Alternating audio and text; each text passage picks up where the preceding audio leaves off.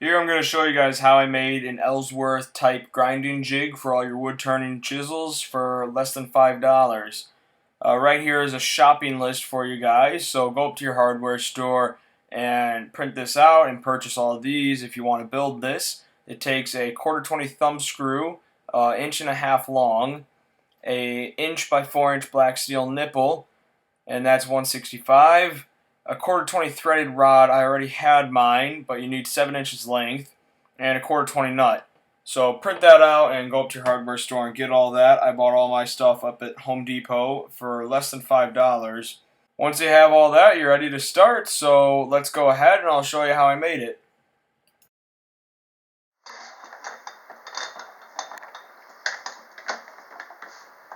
Here I'm just chucking this thing up in the vise, and I'm using a metal cutting blade on my Sawzall.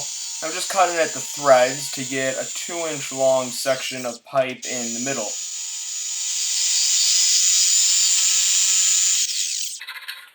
After that, just file everything down and make sure there's no sharp edges or burrs. Here we're drilling out the hole for the 1/4 20 tap, and these holes are positioned on one side of it, maybe a 1/4 inch in from the end, and on the other side about another 1/4 inch in from the end.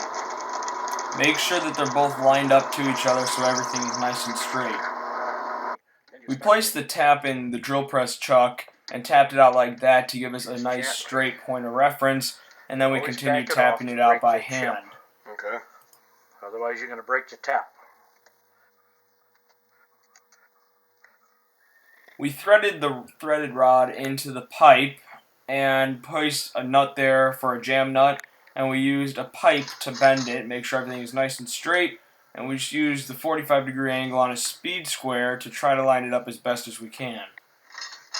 This does not necessarily have to be exact, but you want to get it as absolutely close as possible to 45 degrees. And then we cut that threaded rod down to 7 inches from the jam nut. The thumb screw has got to be altered a little bit to fit into the flute of a gouge, and we just tapered the end at the bench grinder. Now this rod has been bent at a 45-degree angle to give me the type of grind I want. This is an Ellsworth grind that'll give me. Now the way I held that in is just with a simple 1/4 20 nut here to match my 1/4 20 threaded rod, and that's acting as a jam nut right now. A little bit of CA will go a long way on this just to keep from vibrations and this ever loosening up. So all I did is once I twisted this guy on there up until the bend, I just put the nut on there and just really snugged it up nice and tight. Dabbed a little bit of CA, although like a Loctite thread locker it'd also work, and that part of the project is done. The thumb screw just screws into the other thread there, and you can see that where it's been tapered right there, that part will go in the flute of any gouge and lock it down. Here I'm setting up the bandsaw to cut up some pieces of corian, and this is going to be for sort of another jig for this jig, so you can set a chisel 2 inches from the end of the grinding jig. Jig, jig, jig, jig, jig. Just going to keep on saying jig. Jig!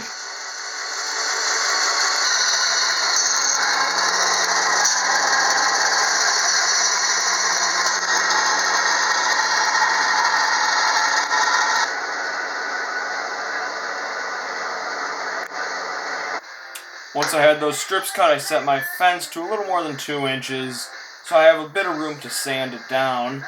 And I put in my miter gauge here, and I cut down those pieces of corian down to that over 2-inch mark. Here I'm gluing stuff together with some medium CA, just put them together like so, and then I glue on another piece, and just spray everything up with a little bit of activator to dry it nice and quick, and that's it. That right there is going to be our finished jig. Now all we got to do to use this jig is I have just my spindle gouge here, and I made this jig to dedicate to sharpening up this spindle gouge. And time out. I would just like to bring attention to the fact that I just said the word jig another 3 times. All I got to do, right, is just set it in here. Okay, I'm just going to do something like this to make sure everything's nice and even, and it's 2 inches from the top. And then I'm just going to twist down my thumb screw here. I have my Wolverine jig here all set up. Jig! Just place this guy in there. And make sure your angle here is right. A little trick for this is if you take a Sharpie and just mark a little bit on the tip and just spin the wheel, you should have a spot where the wheel cut away and broke through the ink. And if that line is straight across, you're perfectly lined up. If it's only going about halfway across, you might need to adjust your jig a little bit. But in this case, mine's nice and good. So I'll just take the grinder here and turn her on. Put on your safety glasses. Just going to place this in here. Just touch it and roll it around.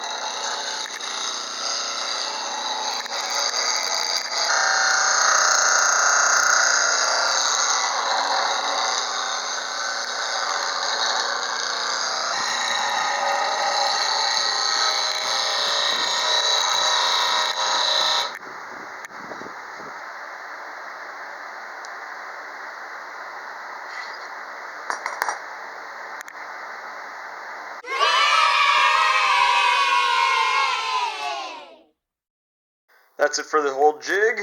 Now, you may be asking, how well does this hold up to other jigs?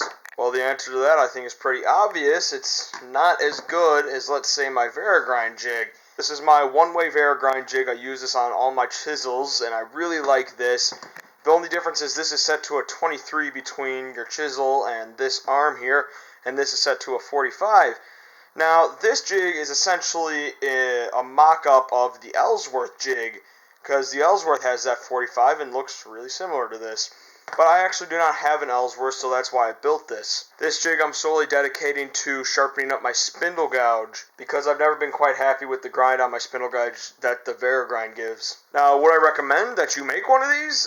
Sure, if you're a beginning turner, I mean, it makes a really fun project, and it's less than $5, you know, it's really cheap to make. If you're getting into more complex grinds and stuff, though, this really isn't the jig for you. I think you ought to just put in the money and get the Varigrind. I think this goes for $50, maybe, something like that.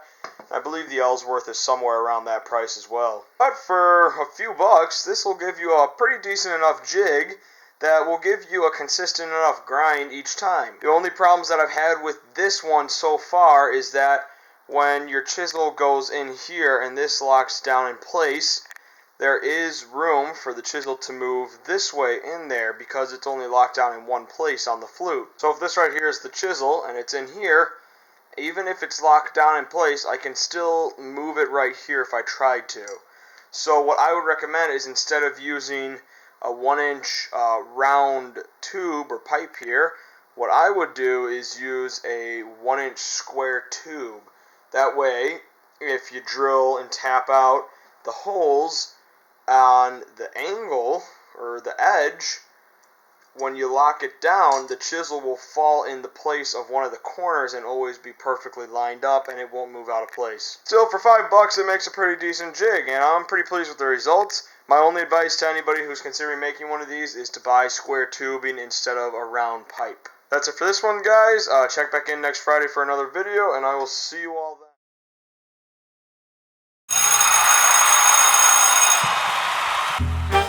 Jig, jigs, jig. This jig is the Ellsworth jig. This jig for jig, green jig. My one-way Varigrind jig. That right there is going to be our finished jig.